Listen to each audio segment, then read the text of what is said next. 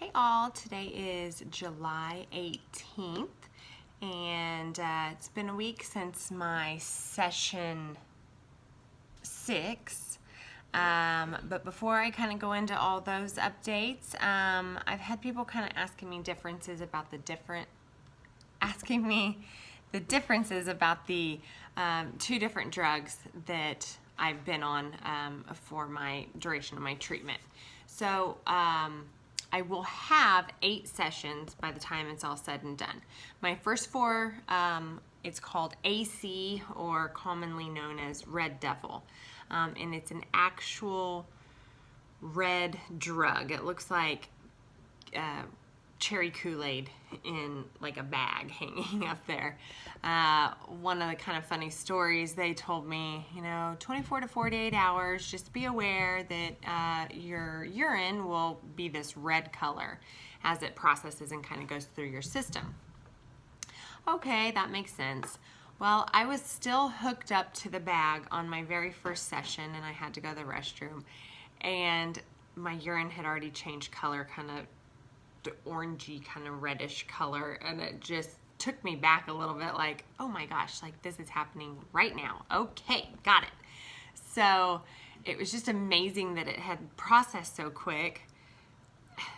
I assumed, I'd be home when all this happens. They say this time frame, but they definitely mean right away. So just kind of thought that was funny. But anyway, so my sessions have always been on Thursday. Friday I've always been fine. I've never really had a problem. Maybe like that Friday night might get kind of showing some symptoms. But typically my bad day Saturday kind of still lingers around Sunday. And then Monday, Tuesday, it's still there, but I can function. But typically, but there's about 2 to 4 days, 2+ days, to 4 days of just not quite right, not myself. And then after that, things would kind of just be progressively better and be back to my old self. So, so that Saturday, I'd typically be extreme fatigue, bouts of nausea in there, maybe some headaches. That would usually kind of carry over to Sunday, like I said. And then for the next few days, it was just usually kind of the tired, the fatigue, like just not feeling like I have any energy, just wanting to be a bum for just as long as I can. So those were the big differences. As treatment progressed, I'd start to get bruised nail beds, and then obviously my hair. My hair probably started falling out about the 14th day after my first treatment, and then pretty well completed around session 3. So there was a good month of hair loss in there. One of the last days that I really had lost any hair, when I was in the shower and I washed it, and I just had little short hairs at this time, I actually sat and counted how many of these hairs were on my hand, and I counted 50. So that was when I was almost done. I wanted to kind of correlate a number from like one of the really bad days that I lost a lot of hair. And with no exaggeration, I would probably, safe to say, it was probably 1,000 hairs that I lost in that one shower. Now, I don't know, I meant to research and see kind of on average how many hairs you have on your head, but 1,000 is a lot to lose. I mean, again, they're just little tiny hairs, and they were everywhere, and as I rinsed them off, you could just see it falling on the shower floor, and just there it is. So that was definitely rough. And kind of start to finish a month worth of hair loss is just like, okay, you get to that point and you're just like, let's be done already. My hair follicles would hurt, like it just, girls will know what I mean, but when you have a ponytail that's too tight for too long and your hair hurts, That's how it was primarily like right here, but kind of as the process went on, it just depended on where I was losing it to have the most kind of pain. But now I'm good to go. It doesn't hurt anymore, and I'm starting to kind of get some hair back. I should turn on the light. Oh, you can see some in there. Some are really tiny still. I have a lot of space of no hair, and then I have some that are probably an inch plus, so that's really exciting that there's some hairs in there still just trucking along and trying to do its job, while others are slacking a bit more, but oh well, we'll get through it. So nausea, extreme fatigue, bruised nail bed, hair, and then the gut shot, with the big bruises and knots that I'd get in my stomach, and those knots not going away for a month. Be 2 sessions, so it'd be definitely 4 weeks before they were gone, and bruising not much less time than that. So along with that gut shot, I had 3 bags. My whole session from like being hooked up to being unhooked, about 2.5 hours. But when you get in there with the nurse and get situated and she has to go get all your drugs and do this and that, it turns into 3.5 hours. Now comparing that to the Taxol, I still have 3 bags. My first 2 bags were like 15 minutes, so they're super quick. And then my last one is 3 hours, so that makes the duration longer. So just hookup time, we're about 3.5 hours. So you're looking at about 4.5 hours of actually being in the chair getting the chemo. So longer sessions, same amount of bags. I do have to take steroids, these little teeny tiny pills. I take 4 of them, or 5, now I can't remember. But anyway, take these 12 hours and then 6 hours prior to your chemo start time. So that does kind of make me a little bit tired for the next couple days, just because my sleep, I stay up later and then I have to get up earlier. And then just kind of the anxiety, I guess, or I guess anxiety, leading up to chemo. It's just your brain just goes nutty and you just don't sleep real awesome anyway.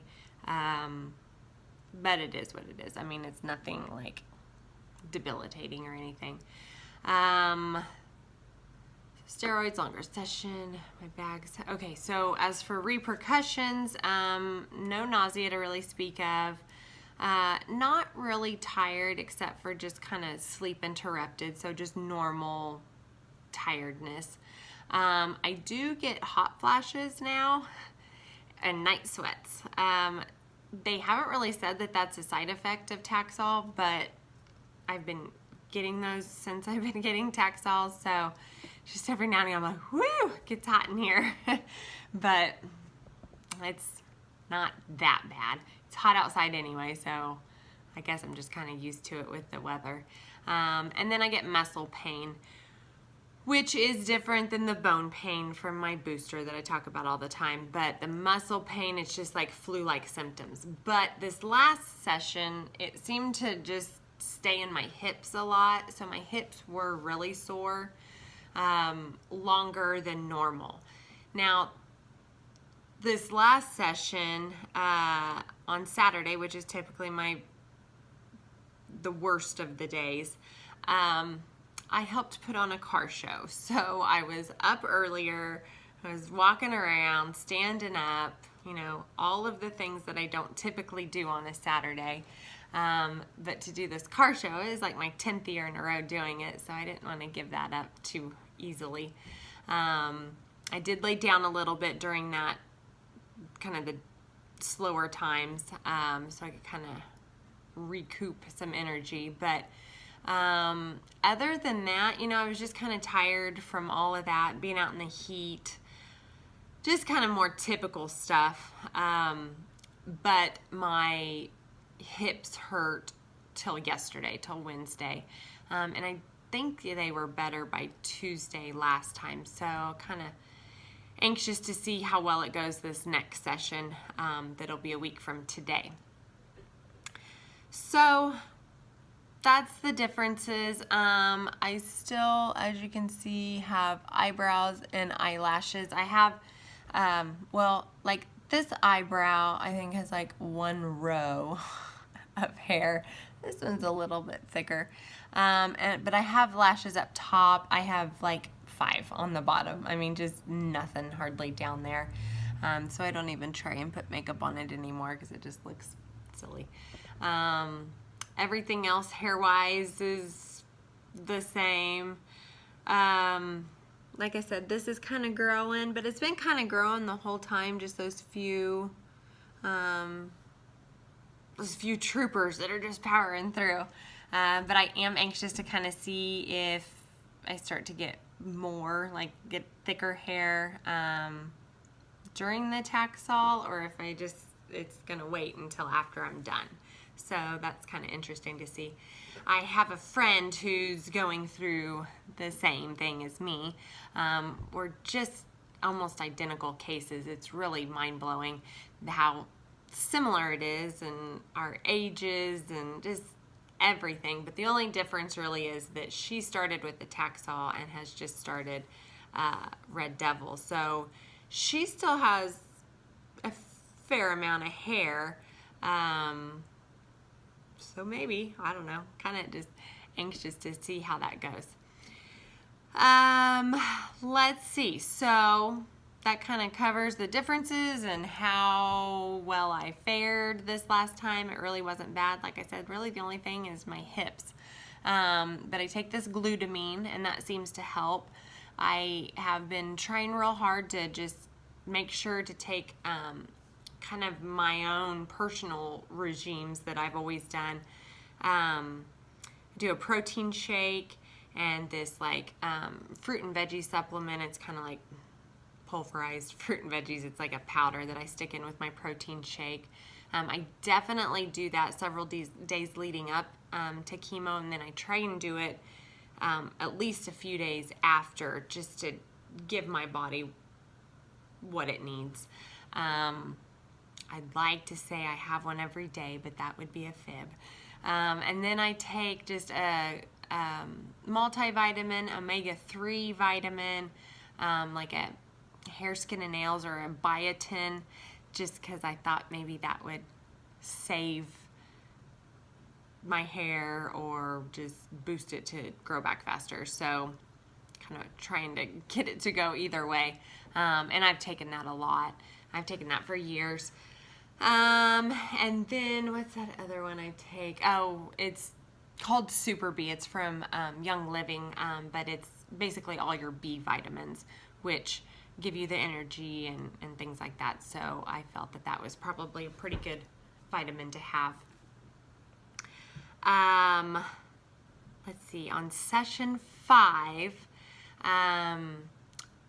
I was sitting there and I heard this bell ringing, and I didn't really know what was going on, but apparently upon completion of chemo you get to ring this bell.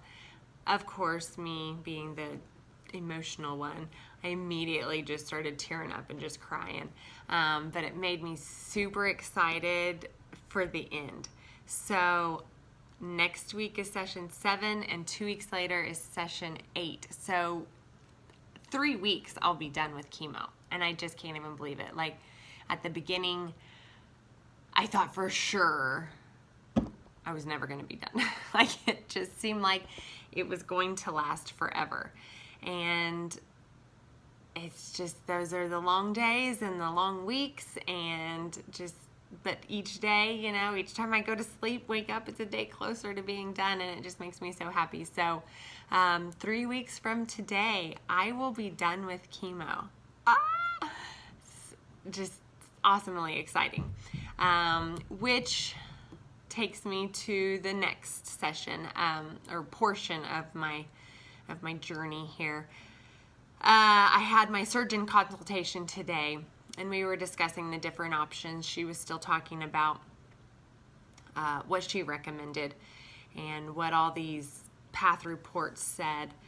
And I've been so back and forth that, you know, sometimes they say the cancer's in my lymph nodes, and sometimes they say it's around my lymph nodes. If it's in the lymph nodes, typically you have to have a source, which would be somewhere else in the breast, to have cancer. And it has traveled and got into these lymph nodes, and which lymph node's job is to contain illness, whether it be a cold, flu, cancer, whatever. Its job is to contain all that. So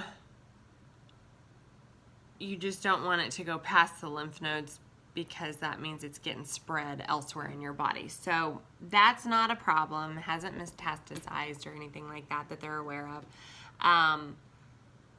But they still can't decide if it's in the lymph node or if it's in the breast. If it's in the lymph node, there's no other source. They can't find it.